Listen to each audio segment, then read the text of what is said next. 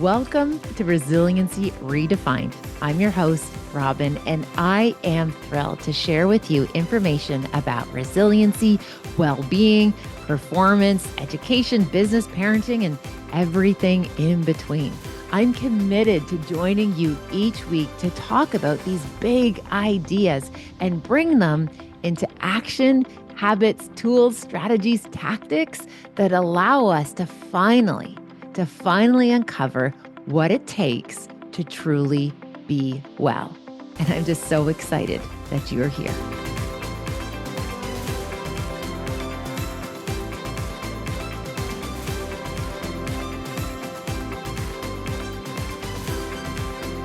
Welcome back to Resiliency Redefined. I'm excited to be able to share with you this idea that lots of folks are asking me if I can explore more around our stress buckets. Okay, so here we go. So the idea of stress buckets is that essentially each and every one of us, we have a capacity for how many things that we can navigate at one time. So this idea that we each and every one of us have varying capacities of how much we can deal with. And we like to think of these and using that example of a stress bucket. Now, when you think of your bucket, I want you to think about all of the things perhaps that are at the bottom of the bucket that are going to take up some of that space. So some of the volume that will be displaced because of what's already in the bottom of the bucket. So for example, if you have navigated, let's say, really difficult relationships and perhaps there's some underlying attachment areas that, are something that you carry with you, those are like these big rocks that are always going to be in the bottom of your bucket. Or if you've experienced grief, grief is another example of this massive rock in the bottom of your stress bucket that essentially you just learn how to carry with you because grief never goes away. There's no way to physically take that rock out of the bottom of your bucket. We just learn how to get stronger carrying it with us. As we talked about before, grief rewrites us. So at the bottom of your stress bucket, maybe there's a rock of grief. Or perhaps maybe it is an illness or a condition that's something that is like relatively consistent, that it is always omnipresent in your bucket. So if you think about it, as our days go on, as they unfold, we are having all these extra like doses of cortisol or stressors, and we're adding it to the bucket. And there's a lot of like even just privilege in the size of our buckets, right? So perhaps you're somebody who has been like lone wolfing it. You don't have a lot of access to resources. So perhaps your bucket is really strong. However, your bucket isn't very deep. It isn't very wide because there's not these other kind of areas that have created the opportunity for you to have a bigger bucket. Okay, so I really hope you're carrying on with me. I'm making all these hand gestures, thinking that as you're listening, you can see me with these buckets and these rocks. But nevertheless, let's continue. So, as we talk about in the book, Stress Wisely, it isn't stress in itself that's bad for us. It's the doses of cortisol that we take on a daily basis. And these are all things that go into our stress bucket. And as you can imagine, the more things or doses of stressors that we carry, the more likely it is that that bucket's going to be harder to carry, but also could run the potential of overflow or what we think about as burnout. That eventually it's like things like the water is just gaping and pouring over the sides of that bucket. So when we think about the size of our bucket, what is in our bucket, how much we carry on a daily basis, all the things that you stick handle. Think about even just how much of your life that you spend like managing things, right? How much information you hold on to, maybe for your family, or navigating work and home and all of the self-help stuff that we ought to be doing or could be doing. Like that in itself is a full-time job. There was interesting research study recently that came out that said, in this particular sample, it was caregiving, and it said a mother in the school age years, so like toddlerhood to high schoolhood, has an additional 96 hours of labor each week on top, in a lot of cases, of the day job. Okay, so I get these buckets are full, they are plentiful. And don't get me wrong, it's not a bad thing. We love our buckets. We love our lives. We love parts of our lives. And the goal is to find a way that we can carry these buckets with us where there's just a little bit of breathing room, that there's just this little bit of rim still showing. So we always don't feel like we're at max or we're not having things overflowing. Because what tends to overflow often is the parts of you looking after you. It's this idea of the things that like help you feel solid and well resourced. Those are the first things that we usually cast aside so that we can manage these lives. And then we essentially become like kind of janitors of all the BS that we have to kind of facilitate. And again, it comes at the cost so often of your own well being, your own sense of feeling good. So we want to get really strategic about, first of all, what we allow into that bucket, which we can talk about as boundaries or those guardrails, but also strategies for release, ways in which we can ensure that we have some type of release valve on the side of that bucket that allows that overflow to not go over the edge. It gets processed and it gets released throughout the day. Now, something that I learned very, very quickly in intervention programs that we were setting up for folks who've experienced burnout was we could take people out of a stressful situation, teach them a whole bunch of skills, right? Really focused on cognitive behavioral skills and habit formation. And then we can get their baseline of stress much lower. So that way they were feeling better, their practices were dialed in. But then as soon as we put them back into their environment, they would regress so quickly because we learned this big idea. We need to learn strategies in context. As Alan Stein would say, I'm going to say it again because it's important. We need to learn strategies for release or navigating our stress in context. Learning it outside and then trying to generalize it in, it's possible for some people, but most of us need to learn it in real time in the scenario where we have to practice it. So, what could what could that release valve look like for you to let go of some of the stressors that we're carrying, but also what do we do to ensure that like our bucket is the right bucket in terms of our being to be carrying what it is we're trying to carry? Okay. So bear with me on this idea. One of the strategies that we talk a lot about, obviously, is everything around physical well being, right? Sleep, nutrition, exercise, all of those things are going to help strengthen our capacity to manage. The emotional realm, this, my friends, is where we can think about letting some things go. So, yes, you can burn off anger, you can burn off cortisol, but there is a tipping point where if we are working out too much, instead of burning off all that cortisol, we're actually generating more cortisol.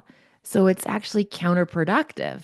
That's why, for example, steady state cardio, going out for a walk, doing a good hike is more beneficial when people are in really high stressful situations to actually process their cortisol without adding more cortisol to the bucket by doing things like super intense cardio and HIIT training. Okay, so I hope you're still with me on this one. Where we're going to find release that isn't going to add more cortisol to our system or to our buckets are things in the emotional realm and very much the social realm, even the environmental. So, a really amazing friend and a connection point, conversation with a friend and a connection point can make the world of difference. Seeing is relieving. Okay. Again, as Alan Stein would say, it's so important to say it twice. Seeing is relieving. So simply talking about what you're navigating or what you're going through with a trusted person is in itself therapeutic. Writing it out, journaling, even messy post-it note thought scribbles, or what we call free flow writing, is going to be a way of letting some of it go. Now, the environment, right? The environment matters too. So if we're really going through it, actually, taking a few minutes and navigating some of the clutter, cleaning up a room is going to help dissipate some of that built up cortisol. Now, my gentle kind of invitation on that whole kind of cleaning the room thing, pick a small space. If you're something like me, or a little bit like me, perhaps you've like felt like, oh, I got to kind of tidy it up. Everything feels overwhelming. Our thoughts are scattered. So we're going to clean up our space as a way of bringing back order and control. And then you dive into it like all in, locked in. And let's say you empty your entire closet. And then you get to the point where like you lose the drive, right? You're literally like wearing things. You have like a hat on. You're like maybe have different pair of shoes on. Like you have all of this stuff like scattered. And then all of a sudden you're like, oh, okay, I'm feeling better. But now, oh my goodness, I don't have the energy to put all this stuff away. And then we usually end up just shoving it back in and we'll save it for the next time we need a little bit of a rage clean. So pace yourself, pick a small space, maybe even just like unloading the dishwasher as a start, and then maybe declutter one drawer, right? Declutter one cupboard, one cabinet. Like start small, but understand we'll have that drive or that impulse to like do everything, but that's not going to set us up for success. It's going to probably create more stress if we're not strategic. The other piece here is recognizing the other forces of recovery that we talk about in my research could be things like listening to music, right? Like just giving yourself an opportunity to do a little bit of monotasking, single task focus, listen to music, get outside, go for that walk, talk to that friend, practice gratitude. All of those things are going to help find places to be able to release all that built up stuff in our stress buckets. Now, the other invitation I would encourage you to think about is that we want to be very strategic about some of those stressors that we're carrying into tomorrow because we're actually choosing not to process them today. So, hear me out on this. I noticed a wee while ago that I was like carrying the same stressor over and over and over again. And I wasn't getting any farther ahead. I wasn't even improving it 1%. I was just literally writing it on one to do list, onto the next to do list. And what I realized is I was actually feeling really busy, but my busyness was actually a little bit of laziness of not addressing what needs to be addressed. So, what practice I used, which I'm excited to share with you because this gave me such a good return on my investment of time, was the exercise of simply stopping what I was doing. I sat down that morning and I wrote out what my stresses were, like my top three or four things that I noticed that were kind of revisiting, they were coming up. So again, remember, we repeat what we don't repair, but we also revisit what we don't process. So I wrote out these four things that I noticed that I was calling just these irritants. But when I put them down on paper, these were bigger than irritants. These were like big rocks in my stress bucket that I knew that if I actually could take them out, it was going to open up more space. There'd be more spaciousness for me to get other things done. But the other reality that I came upon while I was noting what these big four were was that I'd been trying to address them off the side of my desk. I've been trying to address them in like 4 or 5 minutes, 10 minutes here or there, 5 minutes there, but it wasn't actually improving. So, this is my invitation for you. Just take a moment in the morning, write that list. What are those three or four stressors? Not your whole laundry list of stressors. Just start with three or four that are you notice you're revisiting quite a bit. And then I want you to look at them and ask yourself, which one do I think, if I could take this out of my stress bucket, is going to give me the best benefit? It's probably the one you've been ignoring the longest. Okay, probably the one that you're avoiding, that you're procrastinating with. That's okay. Just notice which one will give you the best return on your investment. And then what I want you to do is then grab maybe in a separate piece of paper, or again, I'm a big fan of the Post-it note, and I want you just to look at that thing and ask yourself, if I gave this 2 hours of my best energy, uninterrupted time, max focus, and lock in on this one thing, how far could I move it ahead? So I'll say that again. If I look at this thing and say, okay, if I gave this 2 hours of solid effort, good energy, uninterrupted time, how far could I move this head? Now, my friends, that is what I did. And what was remarkable is I had this thing that I had been carrying since the summer. And when I put this on the post-it note, I realized that, you know what? 2 or 3 hours of uninterrupted time, I could get this thing wrapped up and off my to-do list if I just gave it the time it needed. And that's what I did yesterday. Yesterday, I set aside a block of time and it actually ended up being less than 2 hours. And my friends, this thing now is off the list. So, getting strategic about how we tackle those big rocks in our bucket that are removable really makes a positive impact on our capacity to carry more and to do more, or perhaps maybe do a little bit less. So again, I'll repeat that just briefly. So map out what your top things are that you know you need to address. Figure out which one's going to give you the best openness in your calendar or just the most relief to have it finished. And then ask yourself, if I gave this 2, maybe even 3 hours of top performance, like literally my best energy, zero distractions, get it done. What's that going to look like? What's that going to feel like? And then see if you can do that. Put that to the test. Try it out. See how it goes.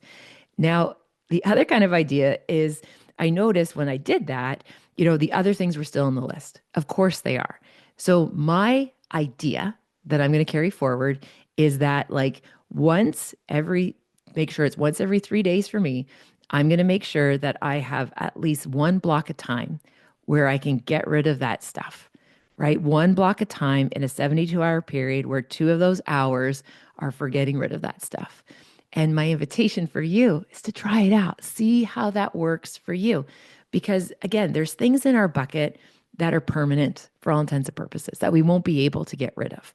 However, you might notice there's quite a few things in that bucket that you actually can release, remove, process, finish that will give you more spaciousness. So that way you can have a bigger buffer behind to the edge.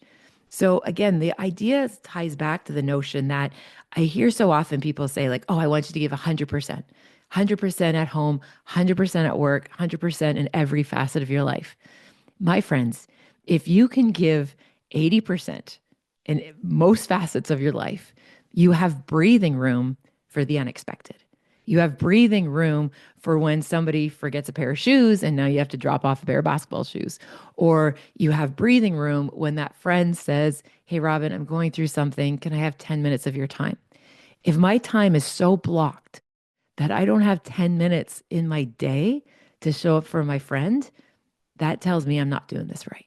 That tells me that I've overscheduled myself to the point that my values don't have a place to be executed, to be practiced, to be leaned into, to be lived. So I hope that's helpful for you. I would be so curious to hear if this idea of bucketing, this idea of task focus, idea of prioritizing the things that we shouldn't be carrying because we can move on and we can release them are helpful for you.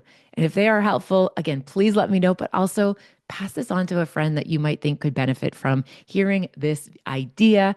I hope it could benefit you as much as it benefited me. Thank you for listening. Enjoy your day, and I look forward to connecting with you again. Bye for now. Thank you for spending time with this podcast episode today. I hope you found something helpful in Resiliency Redefined. Please feel free to share it with somebody who you might think could benefit. Maybe there was something useful, something in particular that you think you could pay forward. Also, if you have a moment, please feel free to rate and review this podcast wherever you like to listen to your podcast. It means the world to me. And again, thanks for your time. Thank you for your interest. Take good care, and I'll see you next time.